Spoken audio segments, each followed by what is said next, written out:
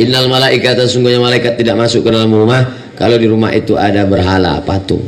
Tapi malaikat yang tidak masuk itu malaikat rahmat, malaikat maut masuk.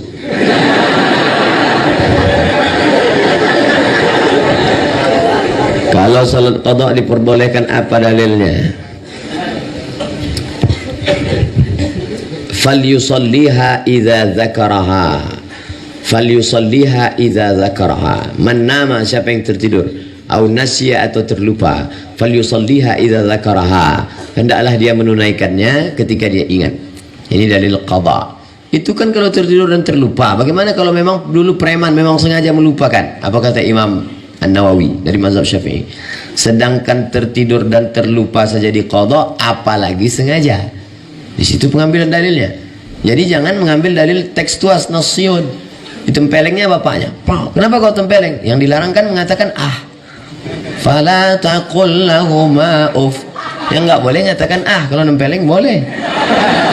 Itu namanya qiyas aulawi. Sedangkan mengatakan aja nggak boleh, apalagi nempeleng. Sedangkan yang tertidur saja mesti diganti, apalagi yang sengaja tidur.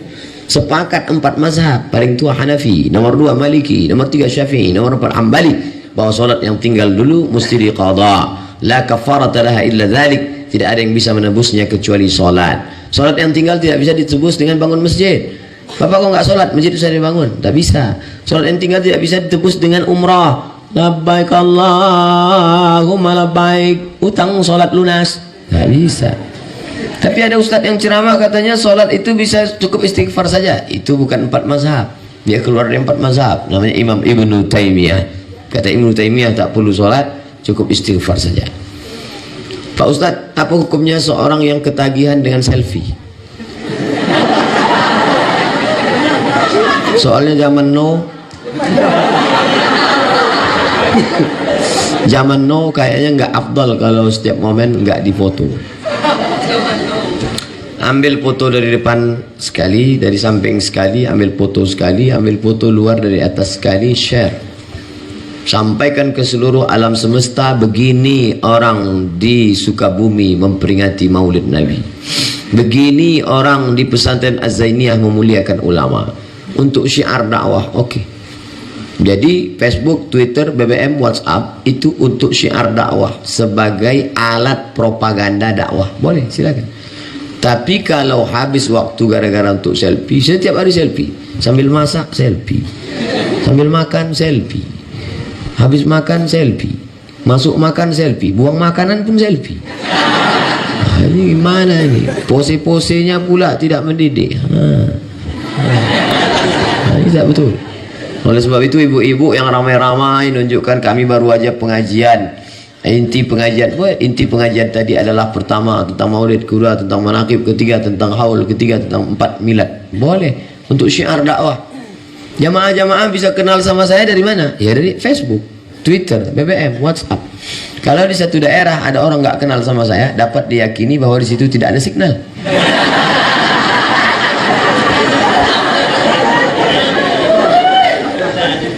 Bolehkah makan sesajen dimakan atau makanan yang habis dipakai sembahyang orang Cina? Itu ritual ibadah. Wala ana abidu ma'abadtum wala antum ma'abiduna ma'abud lakum dinukum waliyadin. Kalau dia datang beri kita makanan, dia kasih kita buah, boleh. Karena tidak terkait dengan ritual ibadah. Dia kasih kita kue kotak, halal, label halal, boleh. Tapi kalau sudah terkait dengan ritual ibadah, maka kita dilarang tegas. Nabi pernah menerima hadiah dari orang kafir? Pernah. Apa hadiahnya? Asal Banha, asal madu. Banha dari provinsi di Mesir. Ada satu provinsi namanya Banha, produksinya madu. Lalu kemudian Nabi diberi minum, diminum Nabi madu sampai habis. Itu dalil kalau mereka kasih makanan boleh, tapi madu halal. Ada madu yang haram, ibu-ibu paling tak suka itu.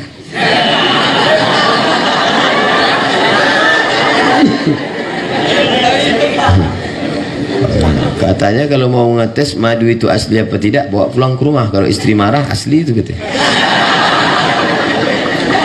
Nah, oleh sebab itu maka kalau dia kasih, misalnya anak dia pesta nikah, Ustadz Somad, ya ini tetangga saya orang non muslim, anaknya nikah, boleh saya datang? Di mana nikahnya?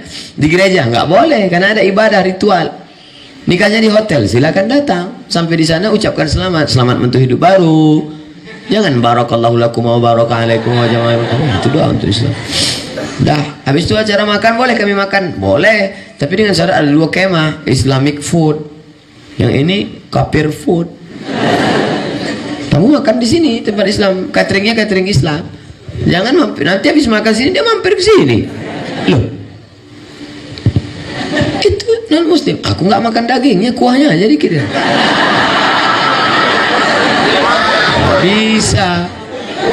Nggak bisa begitu. Ini harus kita jaga. Ini sekarang umat ini terbagi 2, ekstrim kanan yang benar hanya saya, selain dari saya sesat kafir. Ekstrim kanan, yang ekstrim kiri semua benar. Jingebel boleh, cap gome boleh, gongsi pacai boleh. Nggak bisa begitu. Masalah kita bersahabat dengan non muslim ya, kita NKRI kebinekaan. Tapi kalau sudah terkait masalah ibadah, wala ana bidu ma'abatum wal antum ma'abdu ma'abud lakum dinukum waliyadin. Mohon penjelasan mursyid, apakah mursyid bisa angkat oleh manusia? Nabi Muhammad diangkat oleh Allah Ta'ala melalui Jibril alaihissalam. Lalu kemudian sahabat bermusyawarah mengangkat khalifah, naiklah Umar Abu Bakar Siddiq. Itu diangkat oleh manusia. La tajtami ummati ala dalalatin. Tidak mungkin umatku itu berkumpul dalam kesesatan. Berkumpul beberapa orang mursyid lalu mengangkat mursyid menurut ilmu mereka, pandangan batinnya. Ittaqu firasatal mu'min. Hati-hati terhadap firasat orang beriman. Fa innahu yanzur binurillah. Dia memandang dengan pandangan Allah. Menurut hematku ini yang layak diangkat. Tapi dia mengangkat dirinya sendiri tak bisa. Siapa yang mengangkat kamu? Ana. Yang selalu menyebut ana dalam Al-Quran itu ada 4. Yang pertama, ana rabbukumul a'la, iblis. Yang kedua, innama innama utituhu ilmin ala indi ana Qarun. Yang ketiga, ana khairum minhu, iblis. Maka kalau ada orang mengatakan sedikit-sedikit, siapa? Ana, saya. Bro, yang selalu nyebut aku itu ada 4. Yang pertama iblis, yang kedua Fir'aun, yang ketiga Qarun, yang keempat ente. Diangkat oleh orang yang berilmu. Apakah semua muslim wajib bertarekat? Tarekat itu jalan, cara. Jadi kata Syekh Said Mansi, Syekh Said Mansi Al-Hasani Al-Maliki, murid dari Syekh Muhammad Alawi Al-Hasani Al-Maliki, murid Said Alawi. Saya ketemu Said Alawi tahun 2000 waktu haji. Setelah itu beliau meninggal di Makkah. Beliau punya murid namanya Said Mansi Al-Hasani Al-Maliki. Lalu ada pertanyaan, Syekh, apakah orang mesti bertarekat? Kata beliau, semua kita ini bertarekat. Lalu tarekat apa? Itu banyak. Ada tarekat Sanusiyah, ada tarekat Ja'fariyah, ada tarekat Syaziliyah, ada tarekat Naqsyabandiyah, ada tarekat Qadiriyah. Kemudian Syekh Al-Imam Khatib Sambas mengkombinasikan antara tarekat Qadiriyah dengan Naqsyabandiyah. Tapi beliau orangnya tidak takbur, dia tidak bawa nama dia, maka dia buat TKN, tarekat Qadiriyah wa Naqsyabandiyah, jalan. Lalu saya, tarekat kita ini apa? Kata murid bertanya kepada Said Mansi, tarekat kita ini tarekat Alawiyah, Sadatil Alawiyin, yaitu menuntut ilmu, belajar. Nah, jadi mesti berguru. Sebenarnya ketika orang berguru, punya guru, punya kitab, dia sedang bertarekat, dia sedang jalan. Hanya saja jalan ini ada yang naik mobil, ada yang naik pesawat, ada semua yang datang kemari sampai. Ada tadi yang naik sepeda, ada yang naik ojek, ada yang naik gojek, ada yang naik grab, ada yang naik kapal selam, ada yang semua sampai. Oleh sebab itu maka ikutlah. Tapi menurut saya yang paling cepat cocoknya ini, itu ijtihad dia. Nah, ini tentang masalah tarekat, itu satunya jalan. Jalan apa? Jalan menuju Allah. Perjalanan itu maka disebut dengan Sayrus Salikin. Satu kitab ditulis oleh Syekh Abdul Somad Al-Falimbani. Falimbani orang Palembang.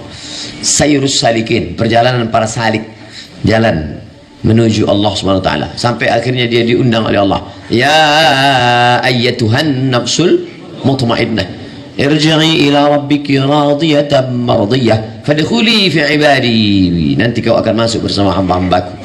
Wadkhuli jannati. Mudah-mudahan kita termasuk bersama dengan Pangersa Abah, Pangersa Uwa, dan para ulama-ulama insyaallah. Kalau boleh minta dalilnya Pak Ustaz. Dalilnya umum, fas'alu ahla dzikri, bertanyalah kepada orang yang tahu, in kuntum la ta'lamun, kalau kamu tak tahu. Maka Syekh Mursyid itu orang yang tahu dalam hal batin, dalam hal spirit, dia yang beritahu. Begitu sahabat bertanya kepada Nabi, tabi'in bertanya kepada sahabat, tabi'in bertanya kepada tabi'in. Karena kita begitu juga dengan mazhab, dalam fikih mazhab. Saya tak tahu, maka saya pakai mazhab Syafi'i. Menurut saya nggak perlu bermazhab itu Pak Ustaz. Berarti ente imam mazhab yang kelima. Orang yang mengatakan tidak perlu bermazhab, dia sudah buat mazhab kelima. Ana kerja di bank BUMN, bagian bersih-bersih. Apakah ana dapat dosanya juga Pak Ustaz? La'anallahu akilar riba, Allah melaknat yang makan riba, wa mukilahu yang diberi makan riba, wa katibahu pegawai pencatat penulisnya, wa syahidaihi menjadi saksinya. Saya sarankan carilah kerjaan lain yang tidak ada syubhat, yang bersih. Karena kalau kita makan yang syubhat, yang haram, menjadi hijab. Banyak pun kita berzikir terrinding gara-gara makan haram. Suatu ketika Ibrahim bin Adham makan korma. Biasanya bisa dia sholat maghrib di Makkah, sholat isya di Madinah. Malam itu tak bisa. Dia heran, kenapa padahal tak ada makan haram. Rupanya siang tadi dia makan biasanya satu tumpuk korma itu 7. Dia beli, hari itu tukang jualnya salah hitung, dia buat 8. Makan satu saja yang begitu bisa rusak hijab kita dengan Allah. Jangan heran terhalang, gelap. Ilmu tasawuf bukan ilmu fikih, halal, haram, makruh, mubah, tapi dia ilmu menjadi penghalang al-wusul ilallah, al-arif billah, menjadi penghalang untuk mengenal Allah. Ini ilmu namanya zauq. La ya'rif man lam yadhuq. Orang tak tahu kalau tak pernah merasakannya. Rasa, ilmu rasa. Bagaimana rasa Ustadz ketika minum teh di Jawa Barat? Pahit. Beda sama di Sumatera, tehnya manis. Lama saya termenung tadi, kenapa teh di sini tak ada yang manis? Sampai akhirnya nampaknya Kiai Aang tahu apa yang ada dalam hati saya. Beliau sendiri menjawab. Apa kata beliau? Ustadz jangan heran kalau di sini teh tidak manis, karena orang Jawa Barat manis-manis. Wih, itu ternyata rahasia. Rasa tidak bisa diceritakan dengan kata, karena kata terlalu miskin untuk mewakili rasa. Oleh sebab itu ketika para ulama tasawuf bercerita tentang rasa, akhirnya dia didustakan orang. Anal haq. Maka disebut itu dengan syatahat. Allah fi jubbati, Allah dalam jubahku. Pada saat itu dia sedang bercerita tentang rasa. Bapak-bapak pun ketika cerita tentang rasa, istrinya nggak nyambung. Adinda, kan ku nanti kau 1000 tahun lamanya. Kata istrinya, abang bilang 1000 tahun, 50 aja udah batu. Karena rasa tidak bisa diwakili dengan, maka ungkapkanlah dengan la ya'rif man lam yadhuq. Oleh sebab itu, rasakan bagaimana makan nikmat, rasakan manisnya zikir. Tadi Kiai mengatakan bersenda gurau dengan Allah dalam hati orang beriman. Qalbul mu'min baina ashabi ar-rahman. Hati orang beriman antara jari jemari Allah Subhanahu wa taala. Di dalam hati itu juga benci, dalam hati itu juga cinta, dalam hati itu juga marah, dalam hati itu juga bersemayam ma'rifatullah. Oleh sebab itu kita mau hati ini bersih, jangan sampai kena makanan riba, makan haram tadi. Kalla bal rana ala qulubihim. Ada satu titik dalam hati mereka, satu titik menodai hati mereka. Kalau kita beli kuali wajan putih dari aluminium, silver, yang pertama kali hitam adalah hatinya. Ketika kita letakkan mau masak dodol, yang pertama kali hitam adalah bagian tengahnya. Setelah lama-lama hitam, ujung-ujungnya telinganya pun hitam. Begitu juga kalau orang banyak makan haram subuhat ini, terus akhirnya hitam. Kalaupun dia punya jamaah, kalaupun dimuliakan orang, sebenarnya istidraj, sedang dimainkan oleh setan. Dipanjangkan umur, diberikan kuasa, diberikan jamaah banyak. Maka saya kalau sudah ketemu jamaah dalam hati saya, ini nikmat atau istidraj ini? Tadi keluar dari masjid, salam tadi dalam hati saya bilang, ini nikmat atau istidraj? Jangan-jangan aku sedang dimainkan Allah dengan suatu yang aku sangka nikmat padahal istidraj. Senantiasa muhasabah diri. Sanastadrijuhum min haitsu la ya'lamun. Kami permainkan mereka dengan istidraj. Kami panjangkan umurnya, kami berikan harta banyak, kami buat dia masyhur, padahal kami sedang mempermainkan dia. Nauzubillah. Senantiasa muhasabah diri, senantiasa. Kalau kau sedang bersalaman dengan orang, tanganmu dicium orang, jangan pernah kau merasa kau lebih mulia. Orang yang mencium itulah lebih mulia, karena dia sedang mengamalkan sunnah Nabi, karena dia sedang memuliakan ulama. Adapun engkau belum tentu lebih mulia daripada dia. Ketika dalam hatimu ada terbersit bahwa kau lebih mulia, la yadkhulul jannah, tak masuk surga. Man kana fi qalbihi, siapa yang dalam hatinya mithqala habatin min khardalin min kibrin, ada sombong sebesar biji sawi. Bagaimana kita dalam memilih teman? Saya punya banyak teman yang suka mabuk-mabukan. Mereka tak pernah menawari atau mengajak saya untuk minum alkohol, karena mereka tahu saya tak suka. Bagaimana Pak Ustaz? Apakah pertemanan saya itu? Maka bertemanlah dengan orang baik-baik. Mujalasatus salihin, tombo ati ono 5 perkara nih. Yang kelima, mujalasatus salihin, duduk dengan orang saleh. Duduk dengan tukang las, mungkin kita tidak kena apinya, tapi bau kita paling tidak bau karbit.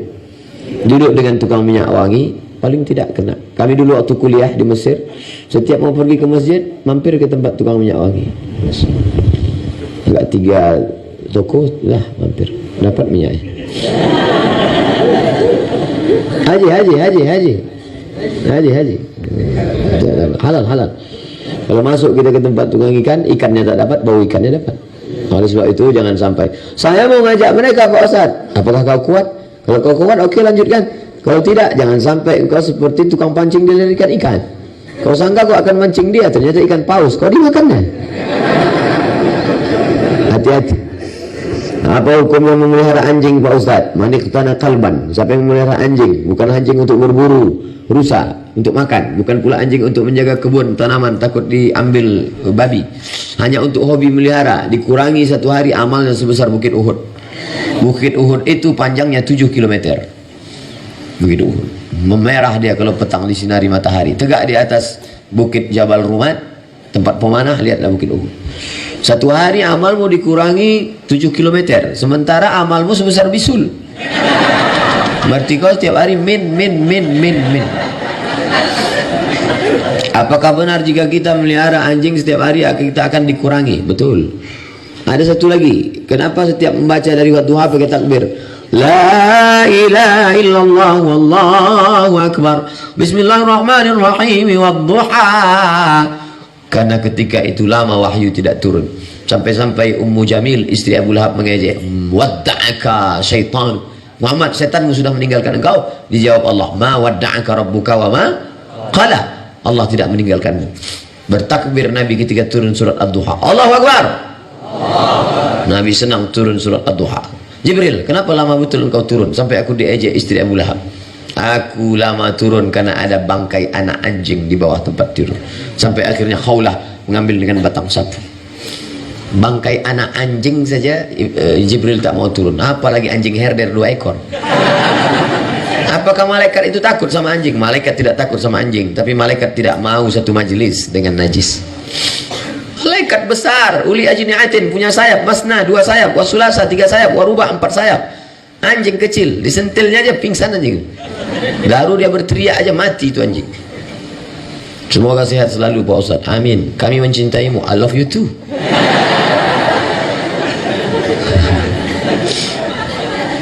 Kalau ada sahabat mengatakan uhibbuka fillah, aku cinta pada engkau karena Allah, jawabannya ahabbakallahu fima ahbabtani. Allah mencintaimu sebagaimana cintamu padaku, sesama laki-laki, jangan sama bini orang. Nanti ngirim WA ke istri orang, uhibbuka fillah. Datang suaminya, maksud Allah. Bagaimana cara ingin mendapatkan berkah terbebas dari hutang menurut syariat Islam? Jangan ngutang. Dulu ketika gaji guru 1,5 juta, dia khusyuk mengajar di kelas. Gajinya 1,5 juta, dia khusyuk mengajar di kelas. Kenapa? Karena dia hidup zuhud dan tawadhu. Dia isi motornya bensin 5.000, dia bisa ngajar 3 hari. Khusyuk di kelas. Tapi setelah naik sertifikasi guru, maka guru bisa tidak khusyuk. Kenapa? Simbiotis mutualisme. Ada uang, ada barang. Mulai dia kredit Avanza. Akhirnya pikirannya kacau, tidak fokus. Maka iqna, merasa cukup dengan pemberian Allah. Takun aghnan nas, kau akan menjadi orang yang sangat berkecukupan. Sekarang orang semua ngutang. Termos ngutang, piring ngutang, istri ngutang, mobil ngutang, rumah ngutang. Satu-satunya yang lunas istrinya itu. Aku nikahkan engkau dengan aku dengan mahar seperangkat kitab suci Al-Quran tunai. Andai boleh hutang, hutang juga tuh. Dengan anakku dengan mahar kredit. Maka jangan pernah. Bagi yang sudah terhutang, maka berdoa. Nabi mengajarkan minta perlindungan dari 8. Allahumma inni a'udzubika minal hammi wal hasad wal ajzi wal kasal wal jubni wal bukhl wa dhala'id dayn wa ghalabatir rijal. Allahumma inni a'udzubika minal hammi susah hati wal kasal wal hazan kesulitan wal jubni pengecut wal bukhl pelit wa Allahumma inni a'udzubika minal hammi wal hazan wal ajzi lemah wal kasal malas wal jubni pengecut wal bukhl pelit kikir kedekut wa dhala'id daini dililit hutang wa ghalabatir rijal dikuasai orang lain. Bagaimana hukumnya pegadaian? Meminjamkan barang orang dipinjam oleh kita, apa hukumnya? Gadai masuk dalam satu bab fikih namanya rahan, babur rahni, bab gadai. Boleh gadai. Pak, minjam uang Bapak 10 juta. Saya takut nanti Ustaz larikan. Oke, kalau Bapak takut, ini tanah saya 1 hektar. Sebagai jaminan. Uang 10 juta. Nanti kalau sudah ada, saya kembalikan uang, saya balik. Ya. Sementara uang saya pakai, maka tanah Bapak pegang. Jangan dipakai. Kalau dipakai, kullu qardin jarra naf'an fahuwa riba. Setiap pinjaman mengambil manfaat, maka manfaatnya itu riba. Meminjamkan barang orang lain yang dipinjam oleh kita. Meminjamkan barang orang lain yang dipinjam oleh kita. Kita minjam motor orang. Nah, motor dia kita pinjamkan ke orang. Nah, ini bahaya. Apalagi kalau dia suka melarikan. Jangankan motor, anak gadis orang pun dilarikannya. Apalagi motor. Ini tanggung jawab kita 2 kali lipat. Oleh sebab itu kalau tidak betul-betul amanah, jangan, bahaya. Bagaimana menyikapi seorang ayah yang anak-anaknya tidak bertanggung jawab? Menyikapi seorang ayahnya anak-anak yang tidak bertanggung jawab. Ayah tidak bertanggung jawab, maka di akhirat akan dituntut karena dia zalim. Ittaquz zulma, takutlah kamu perbuatan zalim. Fa inna zulma zulumatun yaumal qiyamah. Perbuatan zalim akan jadi kegelapan pada hari kiamat. Adapun anak-anak yang tidak bertanggung jawab pada orang tua. Ustaz, ya, emak kami sudah meninggal. Terus ayah kami tidak kami kasih nikah. Oh, ini bahaya. Kalau kamu berbakti kepada ayahmu, maka nikahkan, cari. Kalau kamu takut ayahmu mencari, kamu yang mencarikannya. Ini seorang bapak mengadu kepada Ustadz. Apa kata anaknya? Papa nggak usah bingung ya. Nanti papa kalau mau terbang ke Singapura ada kakak, mau terbang ke Surabaya ada adik, mau terbang ke Jakarta ada. Apa kata bapaknya? Kalian terbang khusus yang kalian pikirkan. Kemana aku hinggap kalian tak pikirkan. Maka berbakti pada orang tua. Berbakti pada orang tua, senangkan hatinya. Kalau ada pecandu narkoba, pezina, di dunianya dia senang, bahagia. Hukumannya di akhirat nanti. Tapi kalau ada orang durhaka pada orang tua, hebatnya hukuman durhaka. Orang durhaka pada orang tua, di dunia dapat, di akhirat dapat. Pasti itu, anaknya pasti durhaka. Makanya yang paling berbakti pada orang tua ini siapa? Keluarganya Jet Li, Chow Yun Fat, dan Jackie Chan. Cina-Cina itu berbakti pada orang tua. Saya pergi ke mall di Malaysia. Ceramah seminggu, hari terakhir kita main ke mall Pak Ustaz. Oke, saya lihat di lantai atas orang-orang tua jompo banyak sekali. Disuap sama anaknya makan. Ternyata anak-anak mereka mau meliburkan diri 1 hari untuk menyiapkan. Karena mereka percaya menyenangkan hati orang tua akan menurunkan rezeki. Ayah, hoki lah. Ayah, cincai-cincai lah. Kencong-kencong lah. Senang hati mereka. Senangkan hati orang tuamu. Kalau masih hidup dia di rumah, belikan kain, belikan baju, belikan makanan, belikan. Senangkan hatinya. Banyak orang menganggap, orang tua kan nggak perlu baju baru. Justru makin tua dia makin ingin baju baru. Orang tua saya ini udah nggak terkontrol lagi Pak Ustadz. Kami belikan baju, dia pakai baju sobek. Dia ngomong ke tetangga, lihatlah teganya anakku. Kami berikan makanan, dia ngomong ke tetangga, anakku nggak ngasih makan. Sabar, karena dia sudah sampai ila ayyuradda ila adzalil umur, usia hina. Tak lagi bisa membedakan mana makanan, mana kotoran. Dia sudah pikun, mukhtalid. Oleh sebab itu jaga dia. Bagaimana menghadapi orang tua nih Pak Ustadz? 3 jurus. Diam. Lagi diam. Lagi diam. Orang tua seperti Quran buruk. Dibaca, tak terbaca, dibuang berdosa. Orang tua seperti Quran buruk. Dibaca, tak terbaca, dibuang berdosa. Lalu gimana? Biarkan aja sampai hilang sendiri. Jangan sampai kau durhaka pada orang tua. Ustaz enak aja ngomong. Memangnya Ustaz nggak punya orang tua? Orang tua saya ada. Umurnya 70 tahun. Mak saya.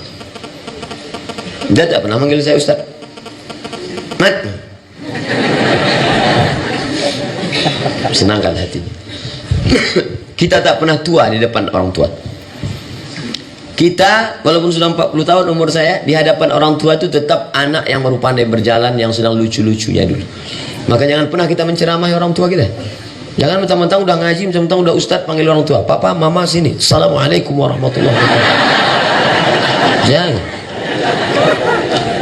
Jika ada seorang mu'alaf yang kelaparan di suatu kampung hingga merasa putus asa, mencoba kembali lagi pada keyakinan, tanggung jawab siapa? Tanggung jawab kita.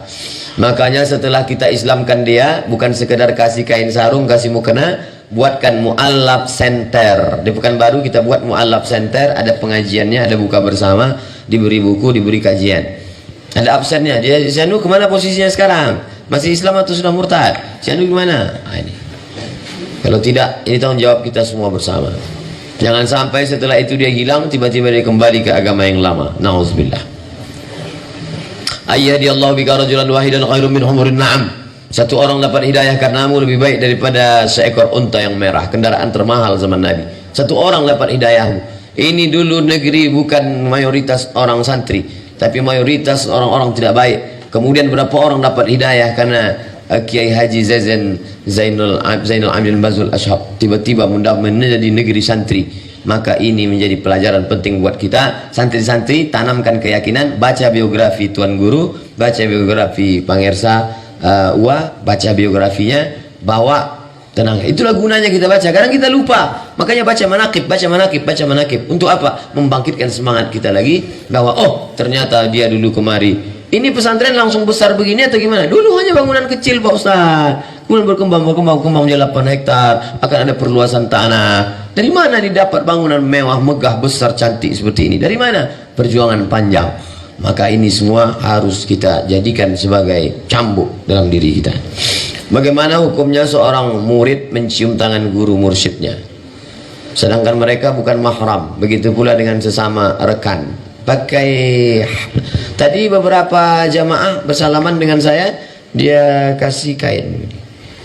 Dia kasih kain, hail namanya, pembatas. Di situ saya pahami bahwa orang tarekat Qadiriyah Naqsabandiyah diajarkan mursyid gurunya. Karena beberapa yang saya lihat dimasukkannya tangannya gini, Ustaz. Nah, kalau ada sini tak bersentuh, ya tak apa-apa, tak bersentuh. Saya termasuk yang bagian. Tapi kalau ada yang membolehkan, mungkin dia tengok dalil lain.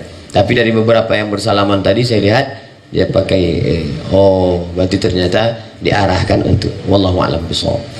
Itu yang dapat saya sampaikan, yang baik-baik dari Allah Ta'ala, yang tak baik dari hamba Allah yang dhaif. Saya sampaikan jam 11, sekarang jam 12.40, berarti saya ceramah 60 tambah 40, pas 100 menit. Masya Allah, seperti di setting saja. Kedatangan saya, orang-orang yang saya temui, pas ulang tahun yang ke-37, buku saya juga 37 masalah populer. Masya Allah, umur juga 37. Oh enggak, umur udah 40. Mudah-mudahan semua yang kita lakukan ini menjadi amal soleh, insya Allah.